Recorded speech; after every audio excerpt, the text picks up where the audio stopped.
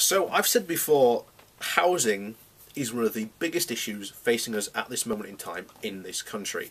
But you have housing companies and people that build all these, new houses and new housing estates don't want to build affordable housing because there isn't as much money in it for them as they can. And there's lots of games and tricks they play so that they don't have to build affordable housing. Now, there was something that significantly happened that I'm surprised the government isn't actually talking about, considering how much Theresa May desperately needs a win.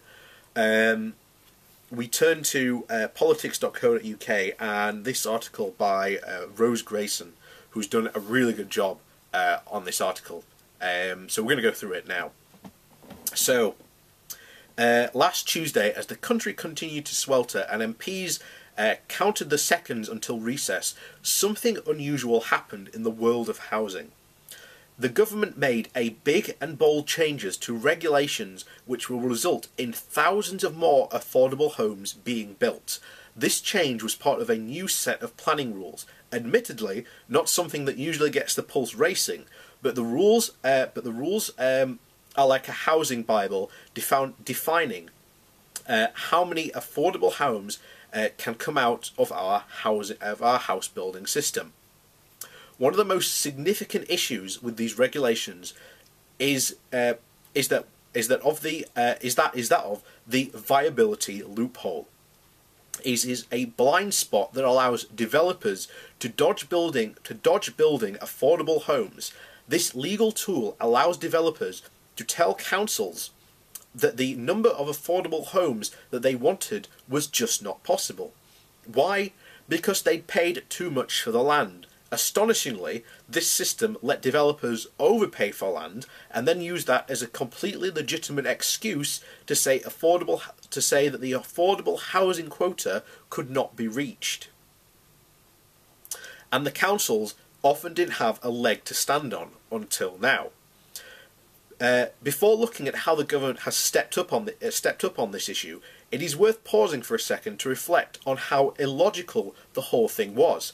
It was fundamentally meant that the affordable housing that was being used as a safety net for big developers, it allowed them to spend wildly on land, knowing that the affordable housing quota was there to catch them.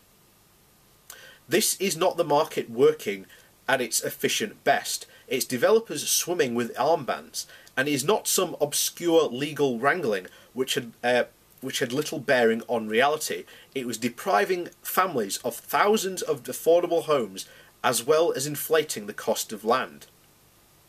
Research by Shelter showed that this practice drained the country of over 304,000 affordable homes in just 1 year, and that's more than 10% of the total number that are built every year. And that was just from looking around at 19 local authorities. If we'd analysed the whole country, we'd have likely found losses in the tens of thousands. With over 300,000 people currently without a home in this country, nearly half of whom are children, it should be obvious how important every last one of these homes is. What's more is that this just isn't happening in our cities. Our research with the Campaign to Protect Rural England shows that this was rife in leafy English villages too. Beyond the significant loss of homes, this viability loophole represented a more fundamental problem with the way we build homes today. It represented the exact reason why so many people still scream, "Not in my backyard," when they see new development plans for their areas.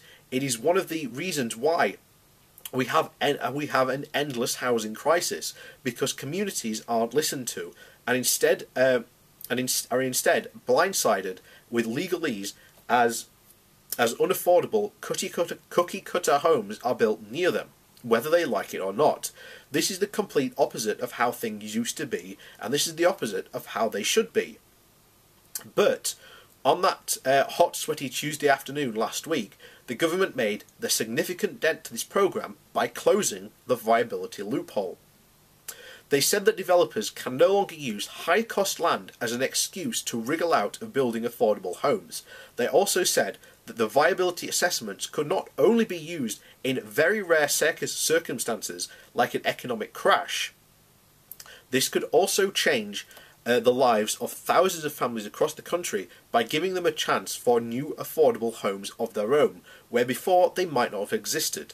These changes are a result of a long and hard-fought shelter campaign bolstered by groundbreaking research and significant cross-party support. There is always much more to be done, and we shouldn't forget that the level of affordable social housing in particular, which is the most affordable type of affordable housing, is still pitifully low. But by taking this brave and vital decision, the government is certainly moving in the right direction. And Rose Grayson is also the policy manager at Shelter. And I'll say this now. This is one of the things that, again, hasn't been made much of. I'm surprised it hasn't got a lot of traction in the news, considering, as again, we are in a housing crisis. This is, to say it in the article, a really important step forward, because there is more to this than just developers basically using that loophole. There's all sorts of, bizarre tricks they play to basically get out of building affordable housing. Because, as I've said, that's not where the money is for them. It is in building the middle tier type of home, which is above affordable standing, but it's not so much that it's classed as like upper tier housing. That's the homes they want to build, because then that means, they make the most money out of it. Now, obviously this is a problem because we need affordable housing. So this, as I said, is a really good step forward, but I am surprised that this hasn't got any coverage at all. I mean, just to put the date on it, this was done on Monday the 30th of July, when this article came out. So to say that this has got absolutely no airtime is genuinely quite bizarre and strange. But it is actually a major win for the government. But like I say, it got massive cross-party support to put it through to close this loophole, and this will be good because, as it said in there, there is now thousands more of affordable homes able to be built, and that means more people will be able to get affordable housing. That is a good step forward, but it is by no means the end of this issue, nor will it solve the issue. And like I say, if you want to read more about this, I highly recommend going to Shelter's website. They've got a full thing that goes into a lot of detail about what can be done by the government and what the policies they are trying to push for the government to do so that the affordable housing that we need desperately can be built.